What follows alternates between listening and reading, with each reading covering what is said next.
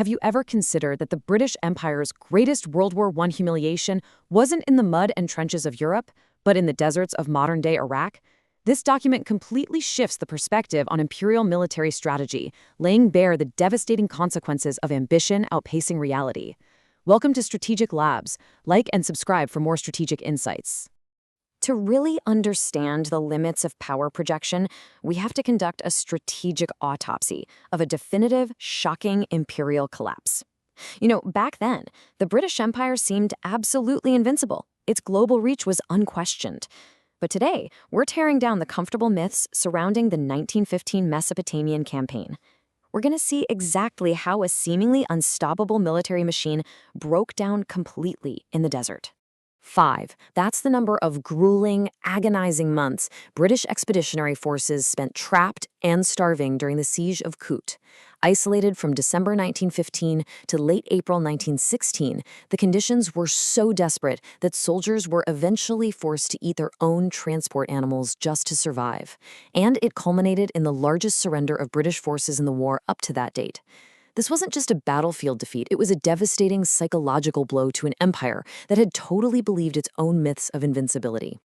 We're going to cut straight through the historical noise right now and break down the top 3 disruptive miscalculations that engineered this unmitigated disaster: fatal logistics, imperial overconfidence, and the strategic oil gamble.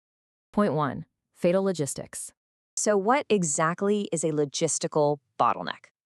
Basically, it's a critical point of congestion in your supply lines that starves an expeditionary force of food, ammunition, and medical care. In late 1915, Major General Charles Townshend pushed his forces in a really rapid, aggressive advance up the Tigris River, moving far past Basra, but his ambition severely outpaced his supply lines.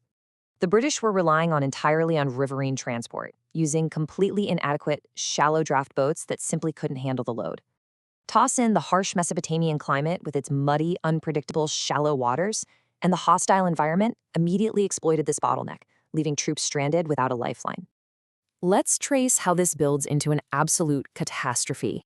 In December 1915, British forces capture Kut, which is a small but strategically located town near the confluence of the Tigris and the Shatt al-Hai. But then comes the deadly second phase. From January to March 1916, logistics completely fail. River transport proves highly vulnerable to seasonal flooding, mud, and continuous enemy interdiction. Desperately needed relief forces try to break through, but they get bogged down by the exact same terrain and supply failures. Starvation sets in. Disease runs rampant. Finally, by late April 1916, the inevitable formal British surrender takes place.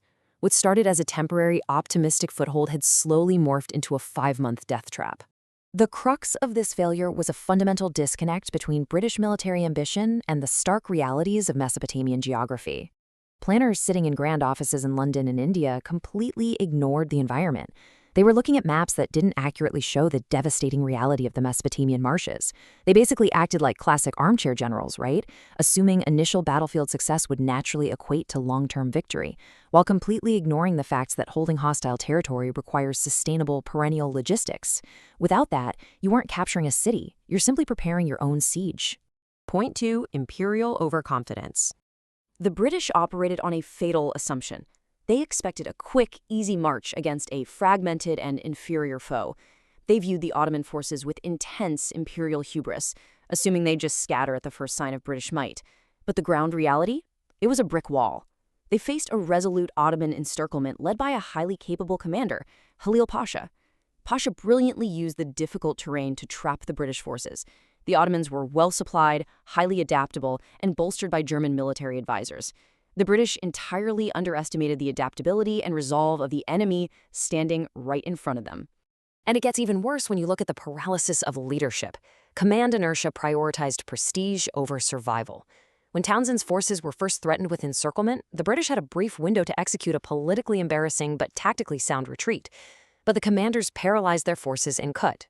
Why? Because the idea of white imperial troops retreating from an Ottoman force was viewed as completely unacceptable for the empire's image in the Middle East and India.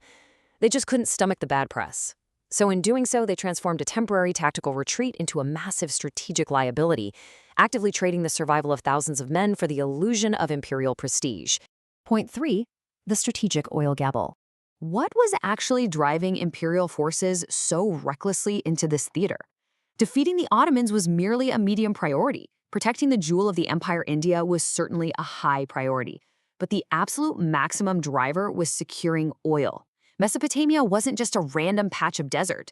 It was the gateway to the Persian Gulf's emerging oil fields. And here's the surprising context for you.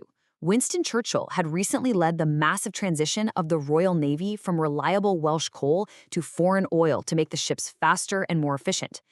This transition suddenly made the Persian Gulf an existential priority. They desperately needed that energy security to maintain their global naval dominance, and they wanted it fast. But the relentless pursuit of this energy security completely overrode any sense of logistical pragmatism. The gap between strategic ambition and operational reality was massive. The ambition was grand: capture Baghdad, secure the vital oil reserves, and aggressively project global power. The reality? Starvation in Kut, and one of the most humiliating surrenders in British history. The British wanted the oil so badly, they pushed an army into an operational black hole. This proves unequivocally that lofty geopolitical goals will inevitably collapse if they lack realistic tactical execution. You simply cannot fuel a modern global navy if your army is literally starving to death in the desert. The price of hubris. So what is the ultimate price of this imperial hubris? The Siege of Kut leaves modern strategists with 3 crucial, unvarnished directives.